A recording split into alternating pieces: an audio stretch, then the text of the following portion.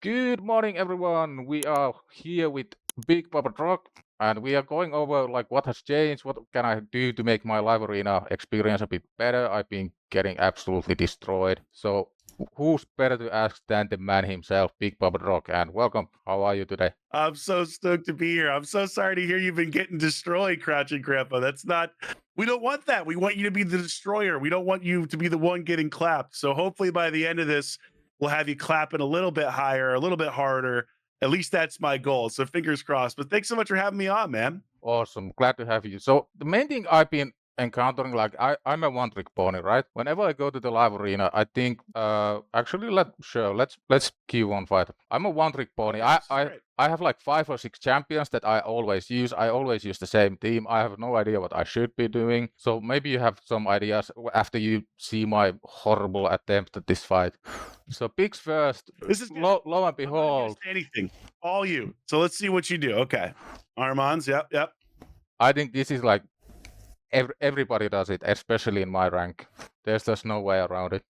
The next two champions I already know. It's gonna be Arbiter and Wukong. Like I don't know how to counter champions. I don't know who to expect to be in Stone Skin. I don't know how badly I'm gonna get destroyed by Polymorph because when I was more active in live arena and when I was climbing, I was basically Yeah. using the same team that was really strong, which was this exact team. And now we go Yumeko Okay. because they already got my Arbiter, which is my fastest champion. And right now I'm gonna have one more damage dealer, which is gonna be Siegfried. And the last spot is kind of like a flex spot that I try to do something fun with, like counter something, maybe, I don't know, like UDK.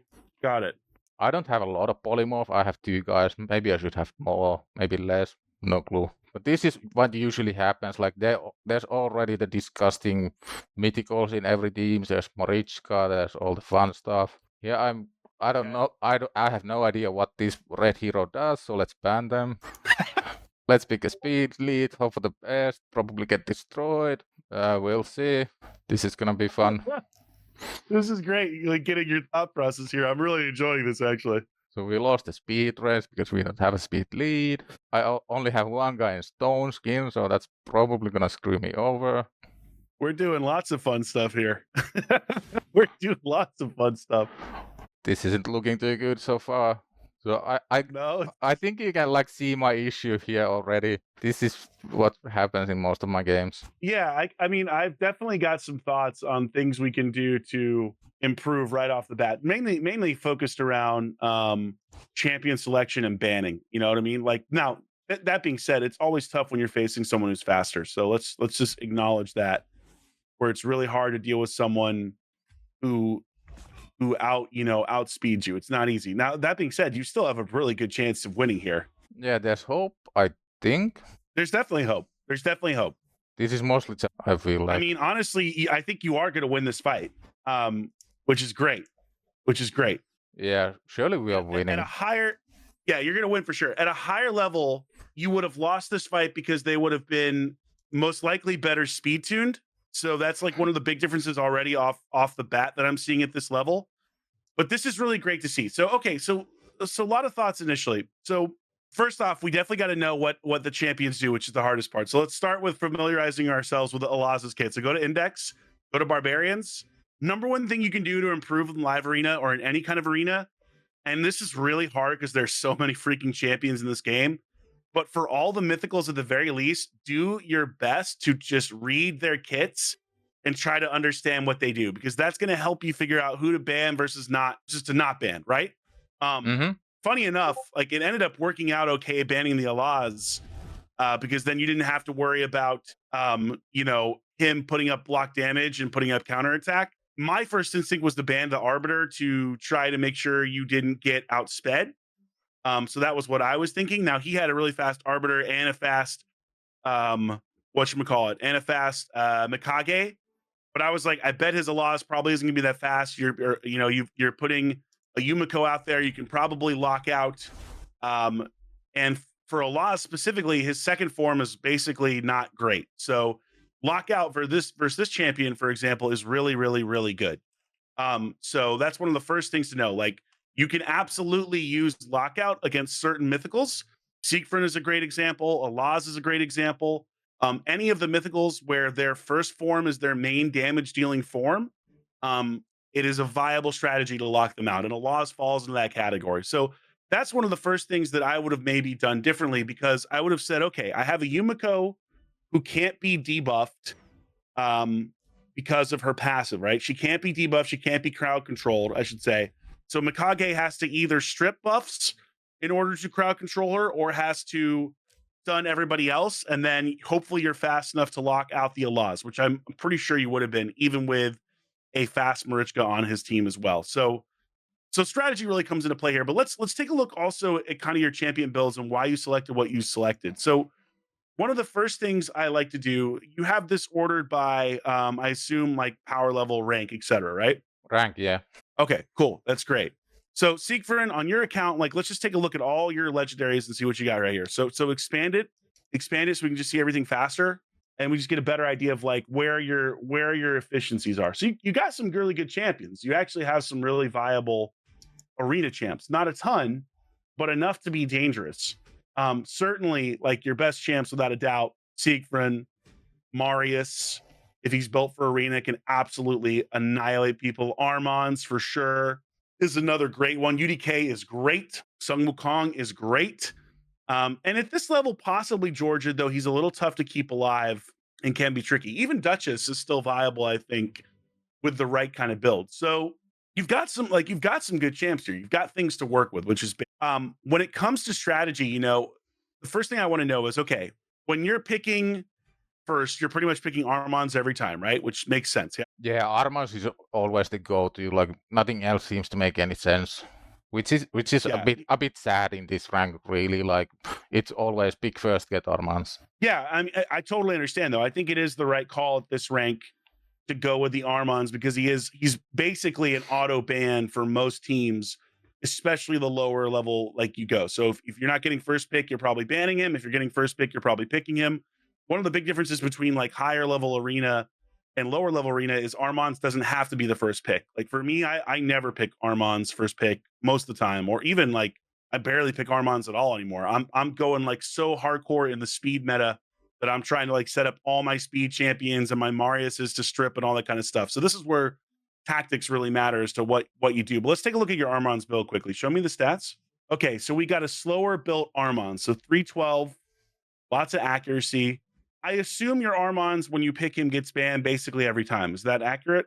Pretty much, yeah. And it's funny that you say a slow build Armans. Like I feel like this is really good. I don't know. Maybe it isn't. But the main thing here, like So- you notice, like there's no relics, there's no blessings, there's no empowerments for speed and accuracy. So that kind of hurts the build. But it's just the reality of like my level and my level of spending my account. Yeah, which is totally fine. So in the context of being in goal 312 is going to be considered slow for an Armans. You really have two ways for the most part of building him, right? You have the ultra fast speed where you could hypothetically put all of your speed gear on him, but that's not going to make sense because you're telling me he's getting banned a lot. Or you can do what you've done here, where you're going to put him in Stone Skin, try to keep him alive if he doesn't get banned, and then see if he can get a turn. So this is the correct way, in my opinion, at your level, to build an Armans in the current meta, right? Like this makes a lot of sense. Now, the reason why I say slow is because, like, let's say hypothetically your Arbiter gets banned.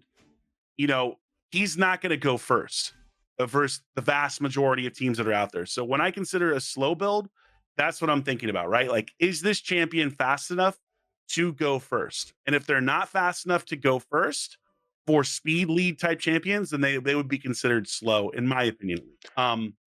So, okay, good to know. We have a pretty fast Arbiter for this level. 409 was it, right? 408. And in Supersonic, is that correct? Yep. I got Nice. So lucky with the shield. This is my pride and joy. Phenomenal piece. Would you say that she's able to cut in when she's in the Supersonic build? Does she get a chance to cut in? About 50% of the time. So whenever I lose the speed race, she cuts in about 50% of the time. So I lose about 50% of speed races and I cut in about 50% of the time. So in the end, I might end up winning 75% of the time, I think. Okay. Honestly, that's really not bad. That's nothing to be ashamed of. Show me the Yumiko quickly. I think that's a great build for your Arbiter, by the way. So let's take a look here. So we got her in some resistance. Okay, and she's speed tuned with the Arbiter, 379. So frankly, Grandpa, like you know what you're doing when it comes to building champs. Because I would imagine you're going Arbiter, you're going Armons, Arbiter, Yumiko, you know what I mean, and then 2 damage dealers, right? Is that pretty much how it breaks down? Pretty much every time, yeah. And my UDKs are like really slow. The other one is even slower. I think he's actually base speed. The only speed he gets is from Faction Guardians, which is my only complete legendary Faction Guardian, by the way, after like 4 years of playing and thousands of dollars of money spent into this game. Yeah. It's insane you only get 1 Faction Guardian field. This is an interesting build. So you've got 2 UDKs available, is that correct? Yep. All right. And which one do you tend to use more often? The one with the higher blessing and the base speed. One with a higher blessing. Okay. Yeah. So, all right, already off the bat, I would change this build around personally. Go back to your stats, and I'll tell you why in a second. So go back to the stats of this UDK. This is the one you use more often, correct? Yep. Okay. So I see what you're trying to go for here. You're trying to go for kind of like a hybrid damage dealing UDK plus survivability with a reaction, correct? Yep. So the first thing I would want to ask is, do you get enough damage off this UDK to reliably get kills? And by reliably, I mean like vast majority of the time, he is the one putting people down.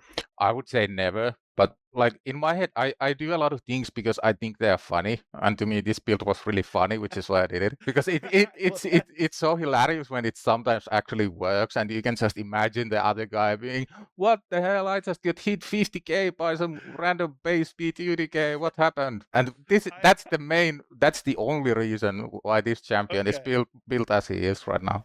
I admire that. But if we want to win, I think we need to change this build like right away. Like this would be one of the first things that I would change in your account.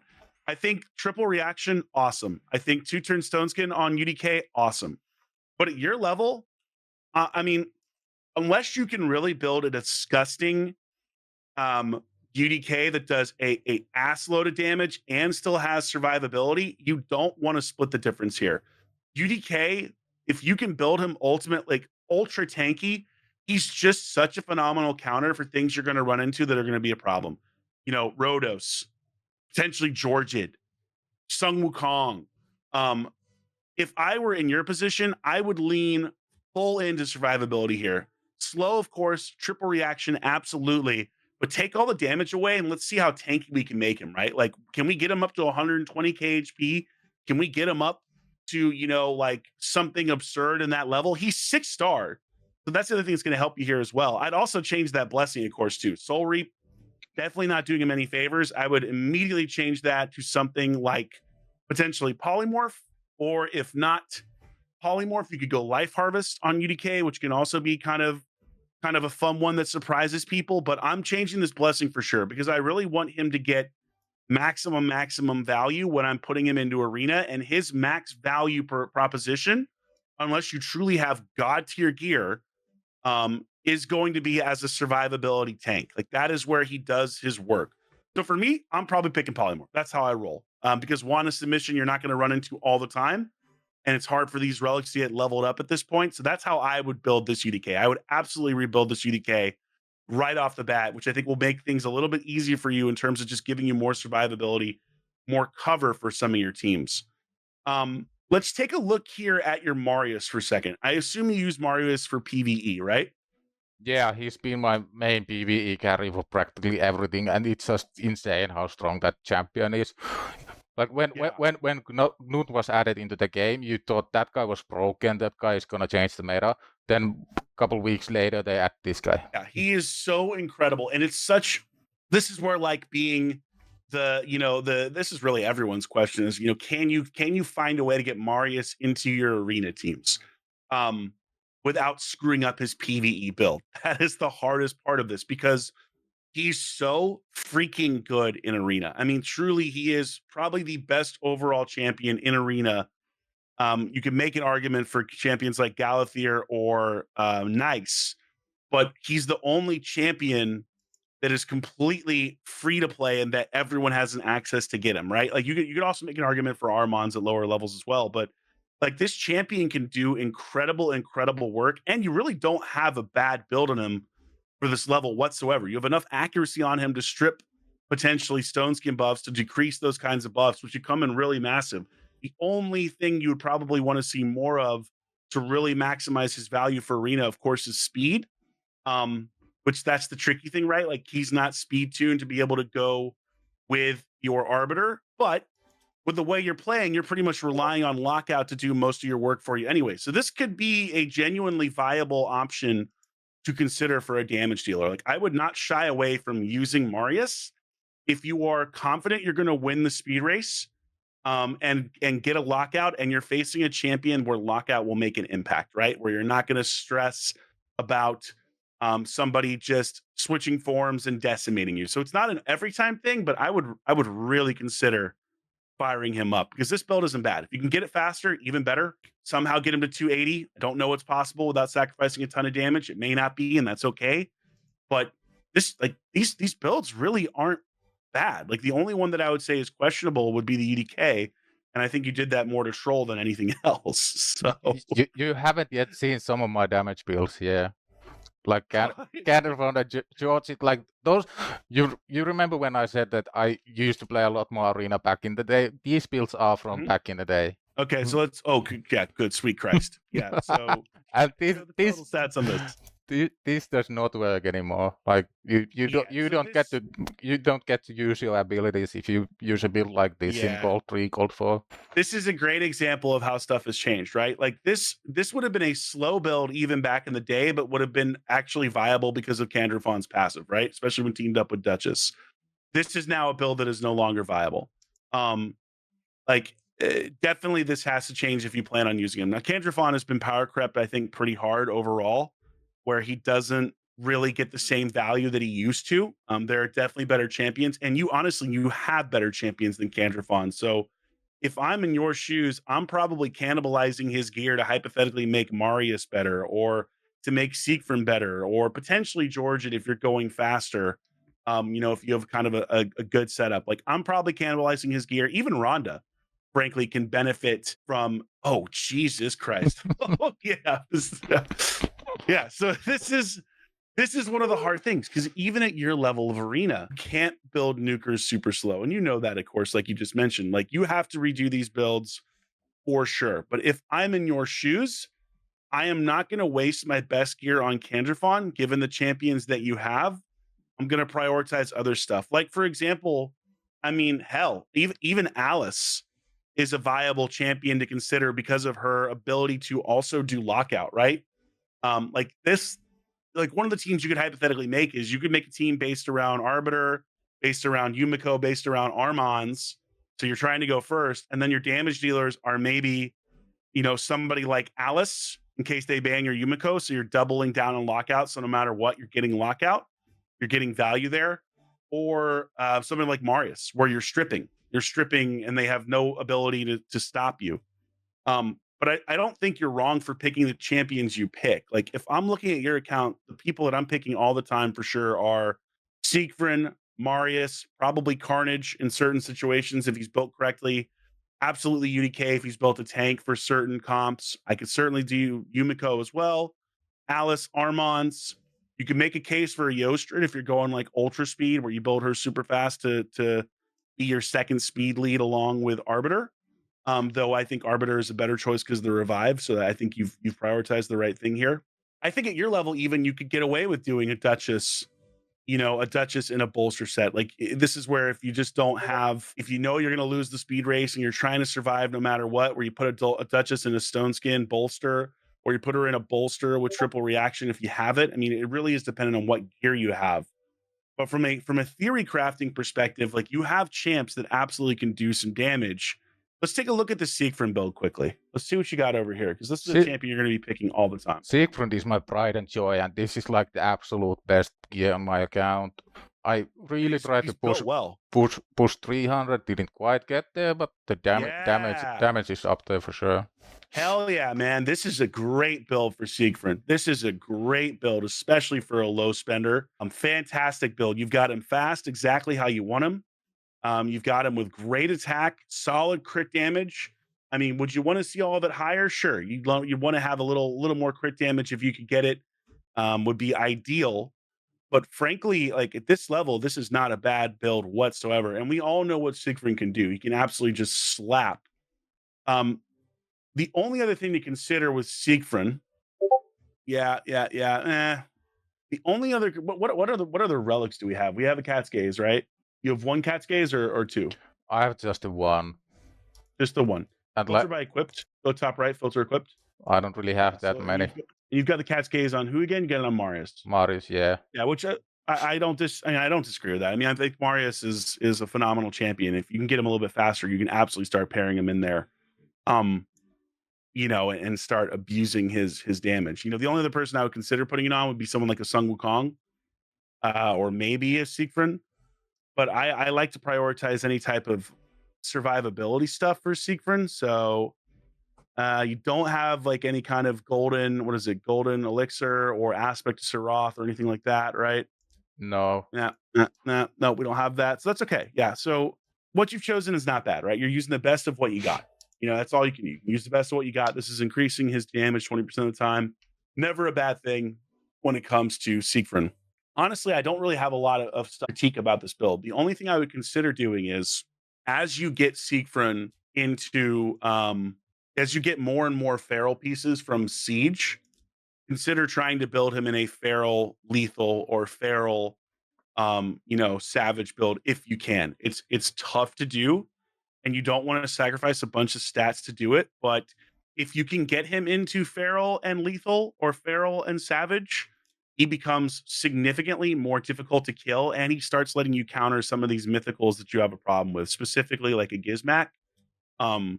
He starts to become a legitimate like problem for Gizmak users. The other thing I would consider too with Siegfried is go to his blessings. So I noticed this in the fight. You have him in polymorph right now, but it's only 3 stars, and he has basically no accuracy, right? Go back to his stats. You need to take him out of polymorph. He's not 6 star. It's not worth doing. You need to put him in a lightning cage. And the reason for this is, it's going to help you a little bit. It's not, unfortunately, scroll down. So let's examine why lightning cage is a better choice for him. So you would love to get it to 5 star where you're like getting a 75%, scroll down a little bit more so people can see. So 5 star, where you have a 75% chance to block buffs from being stolen, removed, or transferred, which is massive. Because then at that point, he becomes a really viable go second potential, main damage dealer and support. So hopefully you get lucky, get him to 5 star, but even at 3 star, you are still getting a 50% chance to protect buffs. And what's the main way to play Siegfried? Well, if he loses all his health, he doesn't die. He gets a block damage.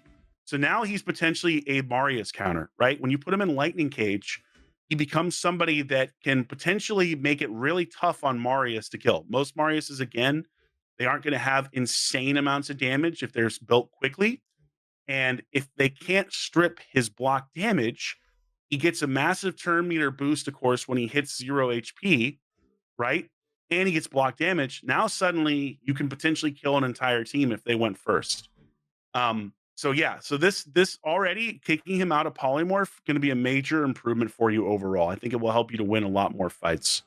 Yeah, makes sense for sure. I'm not really sure why I had it in polymorph. Like I go through these phases where I think that everybody needs to be in polymorph. Then I go in and switch a whole bunch of blessings. Then I switch them out again. Talking about blessings, like I don't know why my Garl has Heaven Cast. And talking about Garl, do you think Garl can be used in Live Arena or no? So the problem with Garl is it's just really, really, really hard to get the max value out of her. The answer is yes, you can absolutely use her in Live Arena. The problem with her is she just can't stay alive in that first form unless you take a turn. Like if you manage to get her, like if you were pairing her with a Necrit or something like that, she makes a lot more sense. The issue is there are so many ways now to take buffs off. Specifically, Marius is a great example where they're not going to get polymorph doing it. That it's just really tough to keep her alive. If you're building her for Live Arena, honestly, the best way to build her is with triple reaction.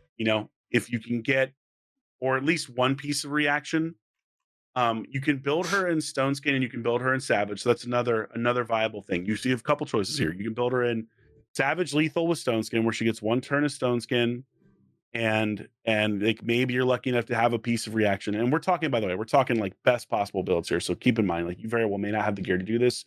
I don't even know if I have the gear to do this on certain champions, but because you play the game for a long period of time, you actually have reaction gear. So one of the things you can do with Geralt is you can put her in entirely reaction gear. If you don't have the ability to build her in like a stone skin savage build, you put her entirely in reaction and you pray to God that she doesn't die. Like that's pretty much what it comes down to. Because even if she takes a hit and she loses some health, if she doesn't die and she gets her turn, now she becomes genuinely an absolutely terrifying champion to build. But do I think she's as good as some of your other champs for Live Arena? No, I absolutely do not. I would not prioritize her over someone like a Marius or a Siegfried or even a Carnage. I'm surprised. Have you built your Carnage or not? Kinda. I had him in a way better gear, but I stole. I don't Mhm. remember who I stole it for. Like Yeah. we got the Yeah. 93% crit rate, pretty slow. The super slow speed. The Yeah. attack You'd is have to decent. revisit this, but Carnage is a viable champion for Live Arena in certain setups. Like I would really revisit this and see if you could get him into a one-turn stone skin slash, savage build. You may not be able to do it. Like he really only gets max value when he's in that stone skin kind of build to protect him, but it is something worth looking at. So I would add him to the list of champions you can get a lot of value out of, if you have the gear to do it. And again, anytime you're playing arena, it really all comes down to that. Like what champions do I have, and then most importantly, what gear will enable those champions' abilities to blossom. Switch your UDK, by the way. Switch him out of that Soul Reap. We're taking him out of Soul Reap. I know it costs 200 gems, so I can't look at that. It makes me sad. He's got to go out of Soul Reap. What we Get him in go? a Polymorph. He's 6-star. I'm Gear level, put him in Polymorph. thinking Nature's Wrath for Yeah, sure. yeah. Put him in Yeah, Polymorph for sure. yeah. Let's go for Life it. Harvest would be the other option, but at this level, because he's one of the few champions that you have fully awakened, it's never a bad thing to have one thing a polymorph because it adds so much in really strong RNG into any fight. That I think that's the way to go for him. And again, if you put him tanky, he suddenly becomes a much better counter to a lot of the stuff that you're looking to do. How I'm much? trying to think here about team comps like show me Sun Wukong actually. That's a good choice. Let's take a look at Sun Wukong. What are we working with here? Wukong also has a decent wow. build, like nothing too insane. Like the damage is a bit lacking. I think like ideally you'd wanna get to like 8k plus even at my tier. But other than that, the build is okay. It's really not bad, actually. It's really not bad at all. The only, I would definitely love to see more damage, of course. But honestly, what I'd love to see even more than damage is probably speed. Even faster than and- 2 Eddie. Yeah, and keep in mind, this is from an end game Ultra Whales perspective, right? So everything that I'm saying is with that lens of what I'm used to seeing. But I'll tell you why you want faster. A lot of times with Sun Wukong is that this guy's going to die. He's going to die a ton. That's what he does. He dies, but he comes back. The thing is, you need to make sure that when he comes back, he gets a turn, and his speed plays a large role into whether or not he gets that turn.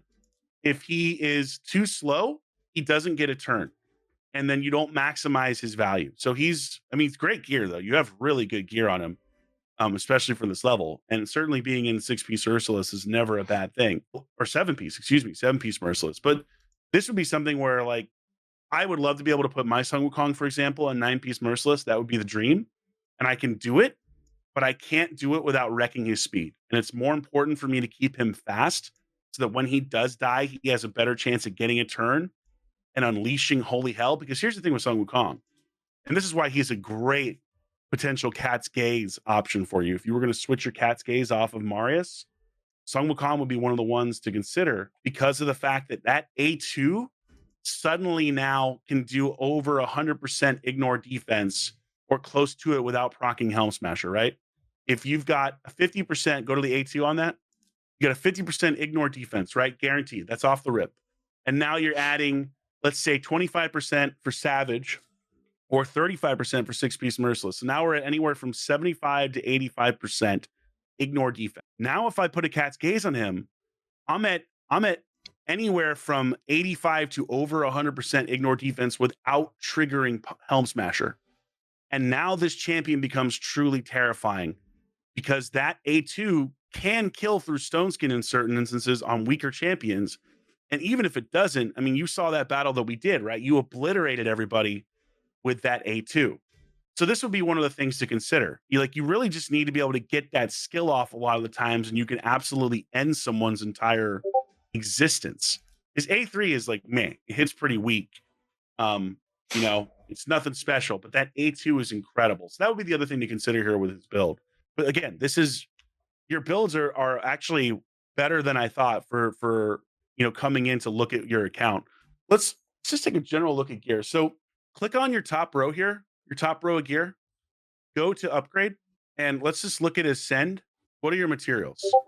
Okay. I have So a this is one of the decent amount. first, yeah, you have some. So this is one of the first things I tell people when you're building champions for arena. Every stat matters. Every stat matters. Like genuinely, you're trying to min max here. And although it hurts to max pieces like this, like that's a damn good piece, right? That's a triple speed roll and its attack. Yeah, you want to max it. Like you want to max your top row. If you're really trying to push arena, you really want to try to max every piece of gear on your champion. And again, this is a process. You can't do this overnight, especially if you're not a huge spender. So you have to be judicious about where you do it. But your best pieces, yeah, man, you max that top row too on your like finished builds. When you are really happy with a build, when you're like, this is the build, I've done it. Go in there and get those stats. Because that top row, for example, with attack, right? Potentially 240 attack. That's a shit ton of attack. Yeah, That's a lot of attack. yeah, yeah, and it adds up a lot, especially if you take into consideration the ring and the banner. You get Yes. another 240, so that's plus 480. That's like half a chest plate extra, basically. Huge. Huge. And so it's one of the first things I tell people when I do any kind of takeover for arena. It's like, look, I know it hurts, especially on a free to play or low spend account. I know I have a free to play. I know how much it hurts, but do not ignore that top row. And even if you get something like an HP, right? Where you'd rather switch this over to attack. If you don't have the chaos dust, that's fine. Leave it alone. You still have a bonus stat here. You still have something that is helping you out that maybe gives you that extra little inch to survive. So again, you want to do this after you've identified your builds. Like we have a free regearing coming up at the time of this recording. Ideally, you're going to go through your account and you're going to be like, okay, this is the time to rebuild some of these champions. And you're just going to start top with the champions that are absolutely the best, the ones that you're going to use the most, that are your max meta champs. And you're going to be like, okay, I'm going to gear my Marius. I'm going to gear my Siegfried. I'm going to gear my Arbiter. Whatever the champions I'm going to use the most, you don't need to have a roster of 20 champions to compete at a high level in live arena. And in fact, it can end up being a detriment because you have to split your gear among so many people. Yeah, that's pain right there. I feel that. Definitely feel that pain. But you pick your top like 6 to 8 champs and you just gear them out as hard as you possibly can, right? And the ultimate goal here too is give yourselves 2 options of teams where give yourself like, this is my go first team where I think I can go first, or I'm pretty sure that if I get my Armans that I have a chance of controlling who gets banned because he's so powerful. Like this is your go first team. And then you have like your version of a go second team. Candidly, it is much harder to make a go second team work in today's arena because even go second teams have to be fast. This is the biggest mistake that people make in live arenas. They think, oh, I'll go second. I can build all my champions at 200 speed. Nope, you're never going to get a turn. You're just going to get steamrolled. You're going to get absolutely destroyed. Even go second teams have to be fast. They just don't have to be as fast as the go first one. So, like go second team here, you could throw someone like a Duchess in there potentially. You could build her a couple different ways. You could try to build her for resist if you can get it with still having survivability. I've always been a big believer in like bolster ultra survivability Duchess, especially in this meta, because that gives you a Marius counter, right? Like you want to have a specific counter for champions you may face more often. And Duchess is one of the best options potentially because of the fact that her passive kicks in and limits his damage. So for me, like I'm building bolster, I'm shielding other people. Maybe I've got her in double or triple reaction. Now I have a way to potentially counter Marius, though it would be still hard. So this is just general things to think about, right? Like this is like the fun part of arena is trying to figure out what builds make the most sense. But do you think this has been helpful in terms of just giving you kind of a general idea of how to change stuff? Yeah, for sure. One thing I would like to know and ask, if I don't use my Go First team, which is basically Arbiter, Yumeko, Sun Wukong, like what's my next choice? And Armans would also be in the first team. Would it be something to do with maybe Stone Skin Carnage? Maybe So swap out you could Duchess absolutely, build? yeah, you could absolutely make like a Duchess Carnage kind of thing work too, because then you get some synergy with the Demon Spawn connection and unlocking some of those bonus action there, just maximizing that. I think that certainly can work. We got the Carnage, you got the Duchess. You're counterattacking, you're slower. The bolster over the Carnage helps him to survive. If he's building Stone Skin, he helps to survive. So I would probably lean into that. I mean, if you could get it, like that might be the area where you use a Garol, potentially. It depends on who you're facing. It's the hardest thing to do. The other thing you can consider is you can go something like Duchess, Carnage, Mithrala, believe it or not, actually ends up being a really good option if you have her built for Arena. So Bolster is actually phenomenal, but you have to build her like multiple reaction pieces and build her super resistant to lockout, because then what you can do with her is she becomes your cleanser. So if someone throws up a bunch of debuffs, she doesn't get debuffed, and then she cleanses them off Duchess and shields, you know what I mean? Or cleanses them off after Duchess reses and gives some survivability. So it's highly dependent on your gear, but I would be looking at champions like Mithrala, Duchess, UDK for sure is always viable and goes second, provided they don't have crazy AoE nukes. And I'm building in Stone Skin and I'm building in Bolster. You know what I mean? Yeah, makes a lot of sense. My Mithrala build looks really funny. The main reason here is I was doing Cursed City. Those stages, like I could go on forever about the restrictions. They make no sense. There's a million ways to do them better. But like this is what I ended up with for Cursed City, which is why her build doesn't really make sense for Arena at all. You just rebuild her for Arena. But another champion that everybody gets that's absolutely viable and can become really good for your account. So yeah, I think that covers it. Yeah, this has been incredibly helpful. I think I'm gonna sacrifice Duchess's PvE build and get her in Bolster. Maybe try to get some resist. If I can't, then I can't, so be it. But that's the reality stage of game. You can't have it all. You have to pick and choose your strengths and weaknesses and go from that. Always. And that's the thing. Just prioritize what you can do. It's all relative. I've said this all the time. It's relative to your account. Pick the best solutions for your account. You know your gear, right? Gear these champions the best way that you can, and then let them loose and then test. Like if it doesn't work, change the build. Yeah, this gave me a lot to think about, and I think Georgit and Candraphone are gonna retire and at least lose their gear at least, because these guys aren't ever getting a turn. Yeah, if you're gonna build Georgit, build them fast. That would be the thing. Like that's where it starts to get hard because you have to have all these champions so quick. But if you're gonna use Georgit and you want to max out his usability, he's got to be way faster. Candraphone, I just would retire overall. He just doesn't. You have better overall damage dealers to use than him, in my opinion. Like it's not that he can't hit hard, not that he do some fun stuff, but I think you have better champs to choose from, and I highly doubt they're going to pick every one of your damage dealers, so that you don't have any kind of choice whatsoever. So, yeah, man, glad to hear it was helpful. Yeah, awesome. So that'll be it, and it's been great having you, and we certainly will catch up later. And also, I'm gonna lurk the streams. Those have been also really helpful. So check out Trox's channel. He's always streaming live Arena and having fun with Polymorph, because who isn't? Oh, yes. Most fun of all time. Yeah. Catch you later, guys. Have a good one. Bye-bye.